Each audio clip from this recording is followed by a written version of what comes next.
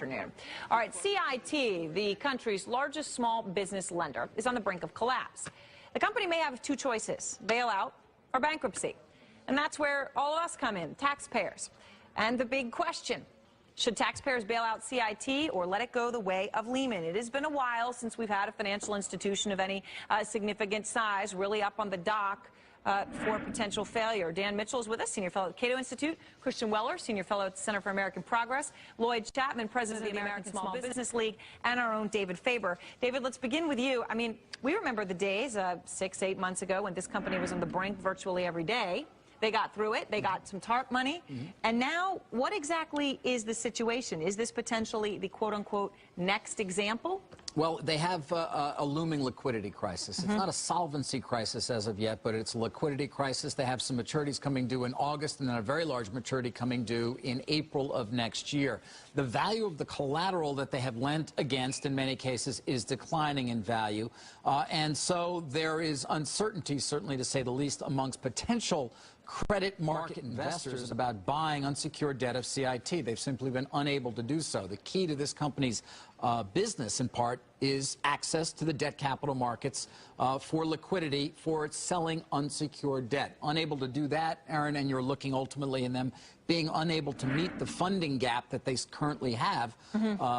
They have tried to go to the FDIC and get it to allow them to issue under the TLGP program, but as of yet, that has not been allowed, despite the fact that this company was the recipient of $2.3 billion worth of TARP money. So you've got a situation where with $5.3 billion in unfunded commitments to many businesses, in other words, I have that line of credit, they're now starting to pull it down. If you're a business that's been lent to by CIT and you haven't borrowed the money you're yet, pull it down, that's where the liquidity that, comes of course, in. exacerbates what's already a bad situation. And Lloyd, why don't you step in here to explain? We had said at the top of the program, CIT may seem esoteric to many people, but it is the largest leasing company to small businesses in the nation, right? And as it has not received some of these key government initiatives or help, right, other much larger competitors like GE, right, have.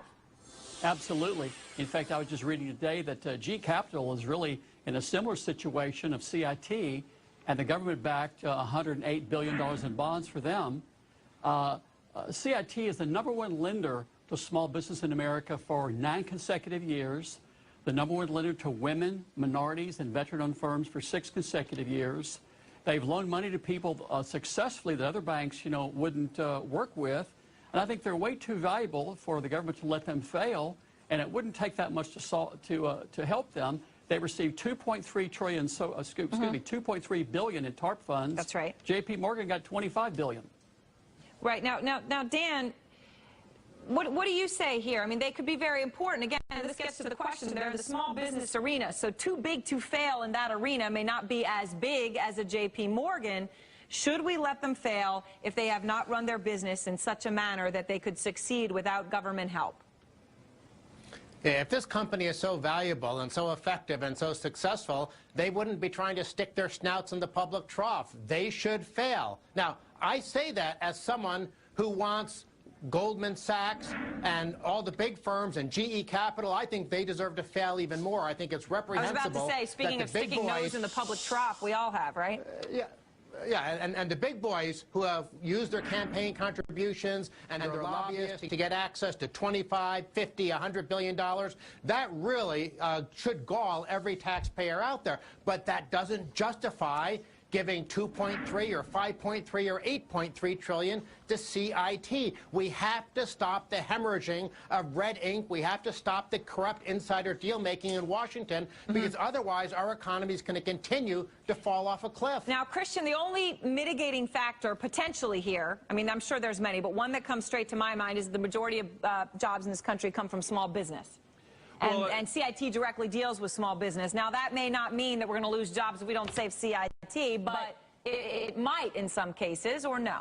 Well, I think there's two separate issues here. The first one is, I think, actually like looking for the silver lining here, that this is not really like it is actually a non-story. We're not tearing our hairs out. CIT is falling. The whole system is crashing. And that really shows that we've returned to some normalcy in the markets and that the government has helped to really stabilize the markets. Or it could just mean the people that deal with CIT are small and don't have as loud of a voice. Well, but that's the second question, and I think that's something that people familiar with CIT have been looking at for a number of months now. And there are other players in that market, and I think in the end, that is a separate question. If CIT is the primary player in the small, medium-sized business market, and it won't be allowed to fail because of that, then we have a competition problem, and that needs to be addressed in the future through effective competition policy. But I think the major news that I take from this is the non-news, the fact that we're not sitting here and saying, like, oh, we're panicking like we did with Bear Stearns or Lehman Brothers, that we're actually sitting back calmly discussing what should happen. And I think part of the assessment is the crucial or the strategic role that CIT plays for the small and medium-sized enterprises. And it does seem that there are other players in the market who could fill a hole relatively quickly. Now, David Faber, could you weigh in on that? And also, perhaps the most important question, which is who's going to make the decision here? Someone in Washington's making the decision. Well, who? yeah, you know, I'm trying to get insight into this. I wish I could offer you more. I mean, I think it's interesting that the FDIC administers the TLGP program. And, of course, Treasury administered the TARP, under which they already borrowed at CIT $2.3 billion. Is there a division between the way Treasury sees the world and the way FDIC under Sheila Bair does, and a willingness to bail out? That's certainly a question here. I can't give you an answer. You know, I mean, the assumption is also that the two will talk to each other. And I think overall, especially under the leadership between FDIC and Treasury, there is a discussion happening on what's the proper role of the government going forward. And to a large degree, that means ultimately for Geithner and Sheila Bair, how do we withdraw ourselves? How do you draw down the engagement in these banks where the government has ownership stakes? But there also may be some disagreement in that discussion as you describe it.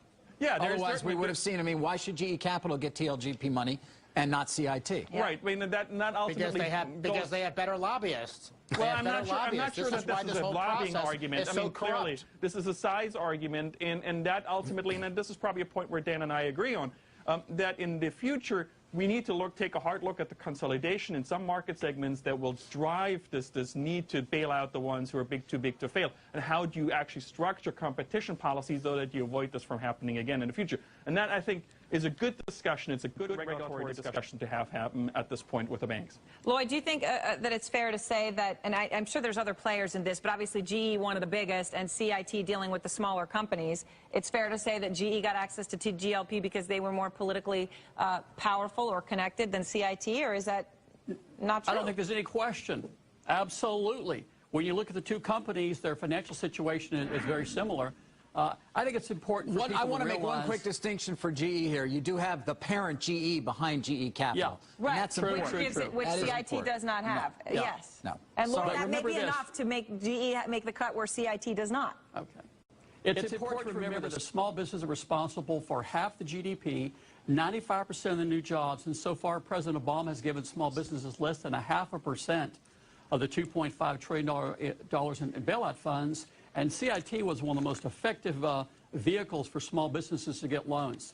In fact, President Obama has been bragging about... But the key thing to understand is that if we want a healthy small business sector, we don't want them becoming dependents on the federal government. We should be cutting tax rates, reducing regulations, shrinking the size of government. I worry that our business community, big and small, are becoming a bunch of heroin addicts on government dependency. Dan, Christian, Lloyd, David, thank you very much. Thanks very much to all of you. Thank you. We appreciate your taking the time.